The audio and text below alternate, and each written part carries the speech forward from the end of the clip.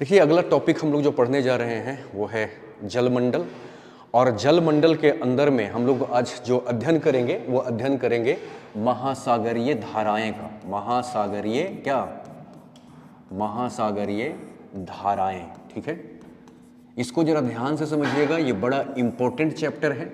कैसे important chapter है इसको भी हम लोग पहले समझ लें, हम इसको पढ़ क्यों रहे हैं और यूपीएससी ने अपने अंदर में इसको शामिल क्यों किया है, ये भी जरा सा देखिएगा।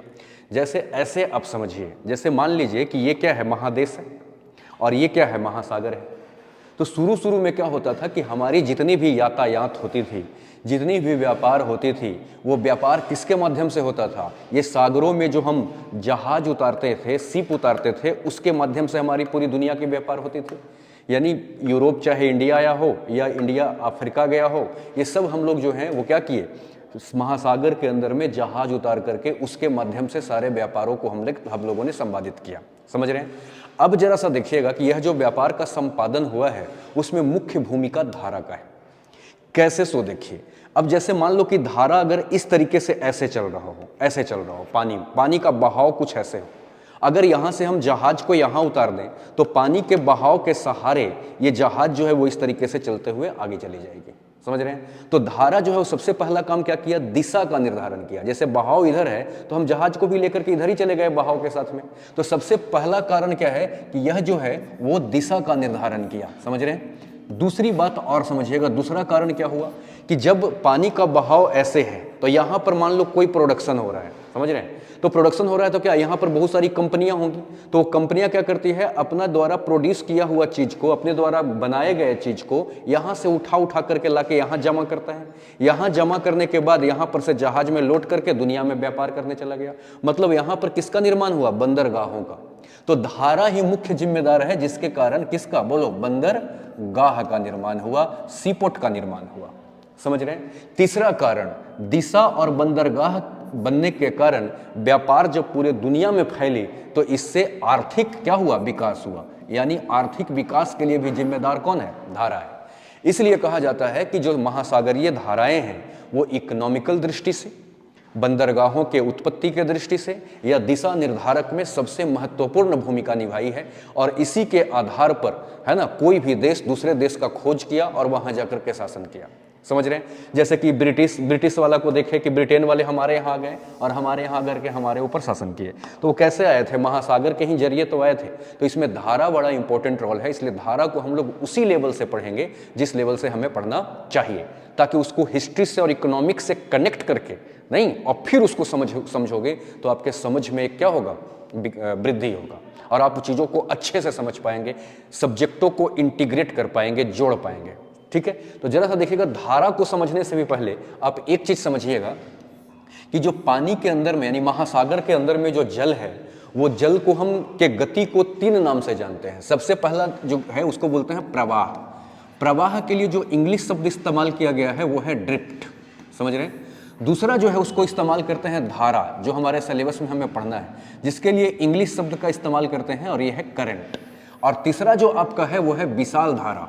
विशाल क्या? धारा। विशाल धारा के लिए जो इंग्लिश शब्द इस्तेमाल किया जाता है वो है स्ट्रीम।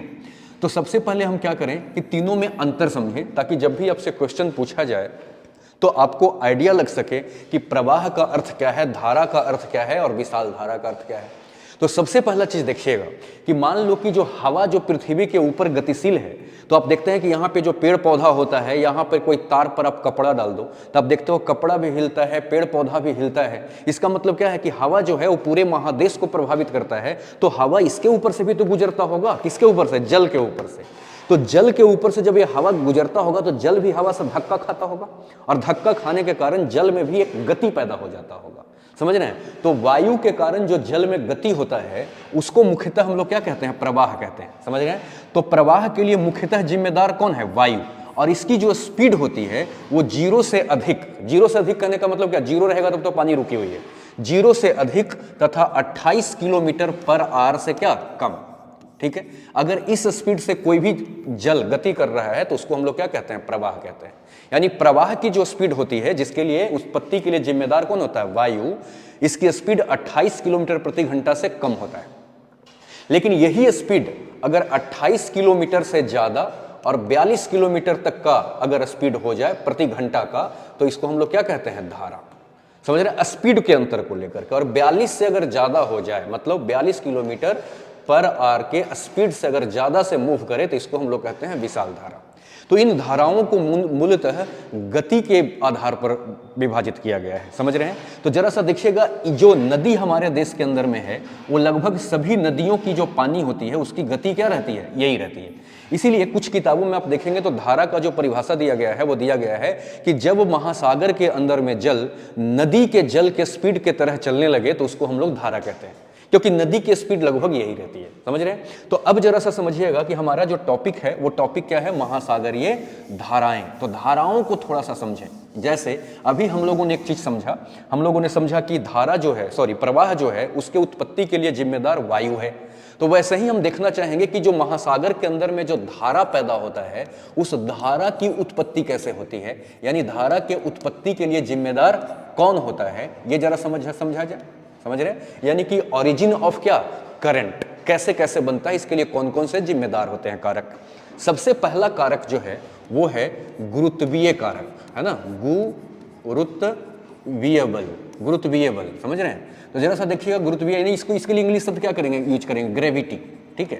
तो सबसे पहला कारण कौन सा है, ग्रेविटी है। देखो, ग्रेविटी के कारण भी धारा पैदा होता है महासागर में, वो कैसे, जरा सा इसको ध्यान से समझिएगा। देखिए, जैसे आप एक चीज जानते हैं कि पृथ्वी हर एक वस्तु को अपने तरफ क्या करती है, खींचती है। हर एक वस्तु को अपने तरफ खींचती है।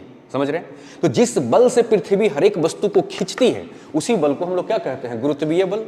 और गुरुत्वाकर्षण बल अलग चीज है। दो वस्तुओं के बीच में जो बल लगता है, चाहे वो पृथ्वी हो, चाहे मैं और ये पोडियम जो यहाँ पे लगा हुआ है, मेरे और पोडियम के बीच में भी जो बल लग रहा है वो गुरुत्वाकर्षण बल है। तो ब्रह्मांड में उपस्थित दो वस्तुओं के बीच में जो बल लगता है वो तो गुरुत्वाकर्षण बल है, वो ग्रेविटेशनल फोर्स है। लेकिन पृथ्वी जिस बल से अपने तरफ हर एक वस्तु को खींचती है, उसको हम लोग क्या कहते हैं, गुरुत्वीय बल, फोर्स ड्यू टू ग्रेविटी बोलते हैं उसको। और देखो, पृथ्वी जो है क्या करती है, अपने केंद्र की ओर हर वस्तु को क्या करती है, खींचती है। हर वस्तु को केंद्र की ओर खींचती है।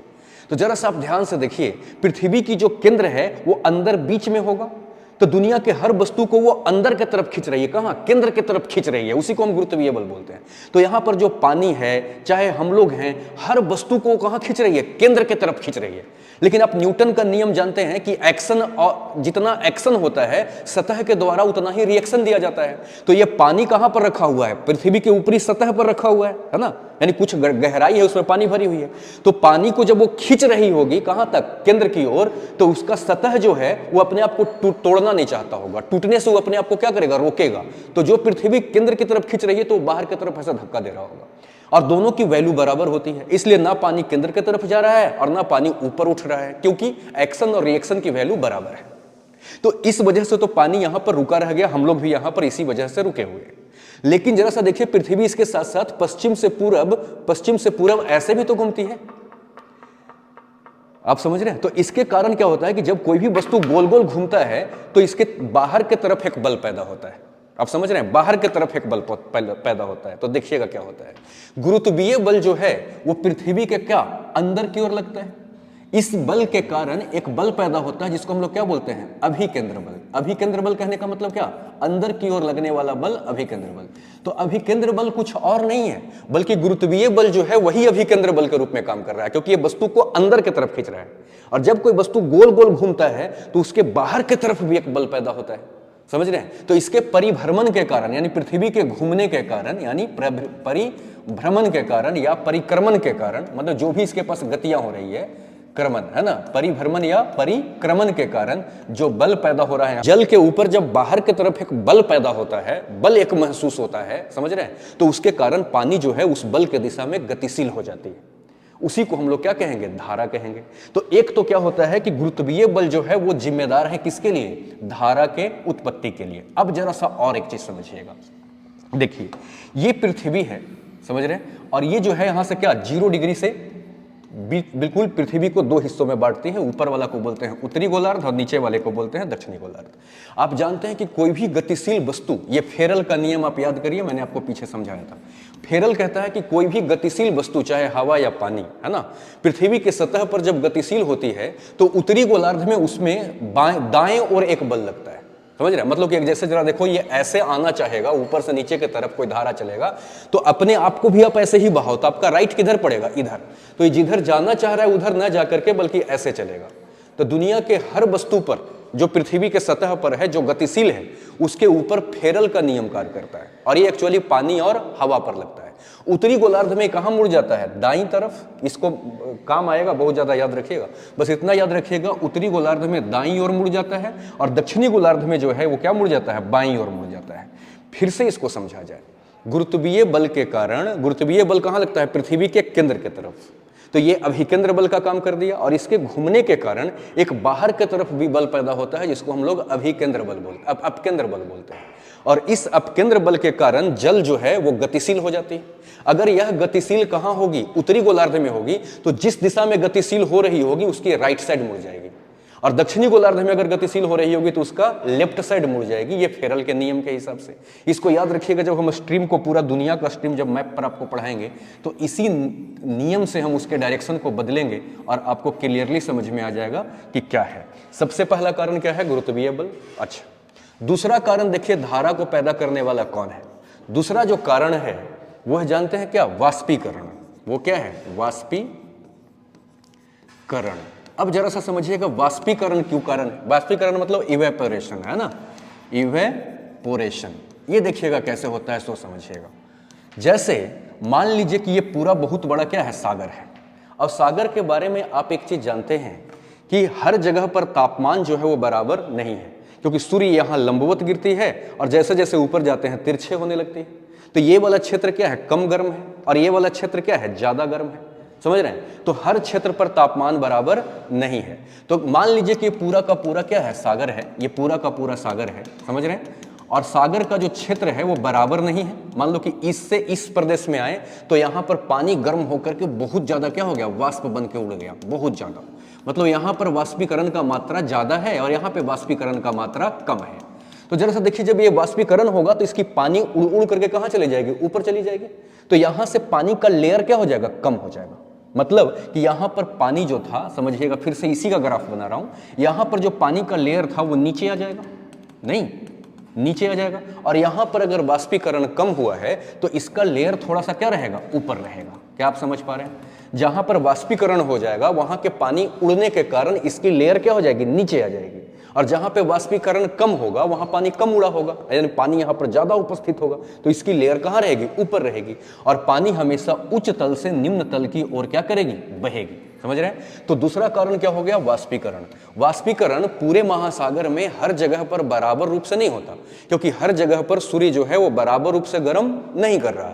जहां ज्यादा गर्म हो रहा है वहां से वाष्पीकरण ज्यादा हो जाएगा, और जहां पर कम गर्म हो रहा है वहां पर वाष्पीकरण कम होगा। जहां वाष्पीकरण कम होगा उसका लेयर ज्यादा रहेगा, और जहां पे वाष्पीकरण ज्यादा हो जाएगा उसका लेयर कम हो जाएगा। तो ज्यादा उच्च तल से निम्न तल की ओर पानी तेज गति से क्या होगी? बहेगी। तो ये भी इस बहाव को भी हम लोग क्या कहेंगे? धारा कहेंगे। तो धारा बनने के कारण, धारा पैदा होने के का दूसरा कारण क्या है? तो धारा पैदा होने का दूसरा कारण है क्या चीज? वाष्पीकरण। समझ गए? अब तीसरा कारण को समझिएगा, ये भी ध्यान देने वाली बात है। तीसरा कारण जो आपका है वो है वायुदाब। वायुदाब, ठीक है? Atmospheric pressure. ये देखिएगा कैसे, इसको भी थोड़ा सा समझिएगा। अब जरा सा देखिए, आप जानते हैं कि पृथ्वी के सतह पर सूर्य जो है वो बराबर रूप से अपना गर्मी यानी अपना उष्मा यानी अपना तापमान नहीं दे रही है। समझ रहे हैं? तो कुछ एरिया बहुत ज्यादा तापित है, तो जो एरिया बहुत ज्यादा गर्म है यहाँ का हवा ऊपर की तरफ गर्म होकर क्या हो गया? उठ गया। क्योंकि आप जानते हैं गर्म चीजें सदैव क्या होती है? हल्की हो जाती है। क्यों? क्योंकि गर्म चीजें फैलती है, फैलने के कारण उसका घनत्व कम हो जाता है, और कम होने के कारण वो हल्की हो जाती है, हल्की चीजें ऊपर उठेगी। तो जो एरिया गर्म है वहां से हवा क्या हो जाएगी? ऊपर उठ जाएगी। मतलब ये पृथ्वी पर दबाव कम लगाएगा।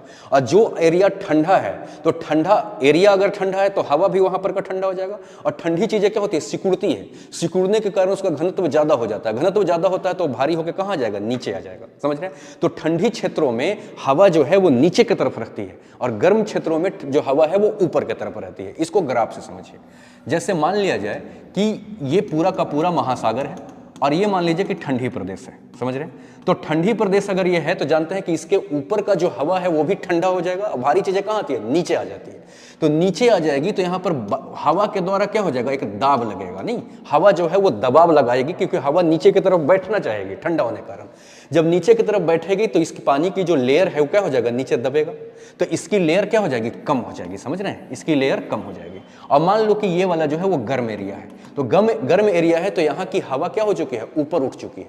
तो यहाँ पर जो हवा ऊपर उठ चुकी है तो यहाँ पर दबाव क्या है, कम है। तो जब दबाव कम है तो यहाँ पर लेयर क्या रहेगा, थोड़ा सा पानी का ऊपर रहेगा। तो इस वायु दाब के अंतर के कारण जिस एरिया में वायु दाब ज्यादा होगा वहां दब करके पानी का तल नीचे हो जाएगा, और जहां पर वायु दाब कम रहेगा वहां का तल उठा रहेगा। और आप जानते हैं कि हवा जो जल है वो उच्च तल से निम्न तल की ओर क्या होती है, बहती है। तो यह जो जब गतिशील जब होगी तो इसको हम लोग क्या कहते हैं, धारा कहते हैं, समझ रहे हैं। तो तीसरा कारण क्या है, वायु दाब। वायु दाब एक बड़ा इंपॉर्टेंट कारण है जिसके कारण भी महासागर में धारा का उत्पत्ति होता है, समझ गए। चौथा कारण को समझिएगा, चौथा कारण है तापमान, समझ रहे हैं। चौथा कारण तापमान, जिसके लिए इंग्लिश शब्द टेम्परेचर है। इसको भी जरा समझिएगा, कैसे तापमान कैसे इसका कारण बन रहा है, सो देखिएगा। आप एक चीज ध्यान से देखिएगा, ठीक है। जैसे मान लीजिए कि ये महासागर है और ये वाला जो एरिया है, ये वाला, ये मान लो गर्म एरिया है, ठीक है, और ये जो एरिया है वो मान लेते हैं कि ठंडी एरिया है। तो जरा सा देखिएगा, तापमान जहां पर ज्यादा होगा तो वो वाला एरिया क्या होगा, वहां के पानी गर्म होके, गर्म चीजें क्या होती है, फैलती है, समझ रहे हैं। तो गर्म होने के कारण इसमें क्या होगा, फैलाव होगा। फैलाव होने के कारण इसका लेयर उठ जाएगा। तो जो एरिया जहां पर तापमान ज्यादा होगा वहां का पानी गर्म होकर के फैलना चाहेगा, और फैल करके इसके लेयर क्या हो जाएगी, ऊपर उठ जाएगी, समझ रहे हैं। और जिस एरिया में तापमान कम होगा, ठंडा होगा, तो ठंडा वाला चीज क्या होता है, सिकुड़ता है, ये जमेगा। तो जमने के कारण भी यहाँ पर तापमान क्या हो जाएगा, कम। जमने के कारण यहाँ पर इसकी लेयर क्या हो जाएगी, चिपक जाएगी। और आप जानते हैं कि फिर से क्या हो गया, उच्च तल, और ये क्या हो गया, निम्न तल बन गया। और आप जानते हैं कि उच्च तल से निम्न तल की ओर जल का बहाव होता है, इसी को हम लोग धारा कहेंगे। तो धारा का उत्पत्ति का तीसरा कारण क्या है, चौथा कारण क्या है, तापमान, समझ रहे हैं। और पांचवा आखिरी कारण है वो है महाद्वीपीय किनारा का क्या, आकृति। इसको भी जरा समझिएगा। महाद्वीपीय किनारा का जो आकृति है ये भी बड़ा इंपॉर्टेंट रोल प्ले करता है। किस चीज के लिए ये इंपॉर्टेंट रोल प्ले करता है, धारा का निर्माण के लिए। ये 5 कारणों से धारा बनती है। जरा सा देखिएगा कैसे। जैसे मान लीजिए कि एक कोई ऐसा भूभाग है जिसका बाउंड्री ऐसे है और एक ऐसे है। जरा सा ध्यान से देखो, ये भी मान लो पानी से घिरा हुआ है और ये भी महासागर से इधर से भी घिरा हुआ है और इधर से भी घिरा हुआ है। अब जरा सा आप ध्यान से समझिएगा, तो जैसे इधर से जो पानी जाएगा तो ये महाद्वीप का जो ये बाउंड्री है, समझ रहे हैं, जमीन वाली जो बाउंड्री है वो पानी को क्या करेगी, रोक करके धक्का देके लौट आएगी। तो जो ज्यादा टेढ़ा मोड़ा है, अब देखो पानी को इतना सफर और तय करना पड़ेगा।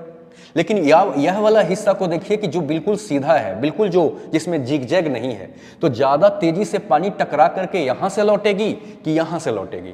क्योंकि आप देखते हैं कि जब जिग जैग होता है तो ये वाला हिस्सा से तो जल्दी से टकरा के लौटेगी, लेकिन इस हिस्सा में अंदर तक घुसना पड़ेगा, यहां तक घुसना पड़ेगा। तो यहां से जो पानी टकरा करके निकलती है उसकी गति क्या रहती है, कम रहती है, समझ रहे हैं। और यहां से जो टकरा करके निकलती है उसका गति क्या होता है, ज्यादा होता है। तो महाद्वीप की जो आकृति है वो आकृति पर भी निर्भर करता है कि धारा की जो गति है वो कैसी होगी, धारा किस तरीके से यहां पैदा होगा। तो ये जो है वो क्या है, महासागरीय धाराओं का उत्पत्ति होने का कारण है, समझ रहे हैं। इसके बाद आप एक चीज समझिएगा कि टोटल आप देख रहे होंगे कि यहां पर उष्मा जो है यानी हीट जो है वो बड़ा इंपॉर्टेंट रोल प्ले कर रहा है। इसलिए जो जलधारा ठंडी प्रदेश से पैदा होगा, क्योंकि आप जानते हैं कि विषुवत रेखा के ऊपर जैसे जैसे जाते हैं तापमान घटने लगता है। तो ये सब एरिया क्या है, ठंडी है, और एरिया क्या है, गर्मी। तो जो ठंडी एरिया से धारा पैदा होगा उसको क्या कहेंगे, ठंडी जलधारा। ये क्या हो जाएगा, ठंडी जलधारा नहीं। और इसी से क्वेश्चन बनेगा कि ठंडी जलधारा और दूसरा जो गर्म वाले से पैदा होगा वो क्या होगा, गर्म जलधारा। तो जलधारा को 2 ही हिस्से में बांटा गया है, ठंडी जलधारा और गर्म जलधारा। तो इसी को हमें देखना है कि ठंडी जलधारा कहां से पैदा होती है और कहां तक चलती है, यानी उसकी डायरेक्शन क्या होगी। हम डायरेक्शन क्यों समझना चाह रहे हैं, ताकि जानते हैं कि धारा जो है वो दिशा का निर्धारण करता है, उससे जहाज को चलने में मदद मिलता है, नहीं उससे व्यापार बढ़ती है तो ठंडी जलधारा और गर्म जलधारा की दिशा क्या होगी, कहां से पैदा होकर कहां तक चलती है, ये हमें समझना है, ये हमारे सिलेबस में है। समझ रहे हैं?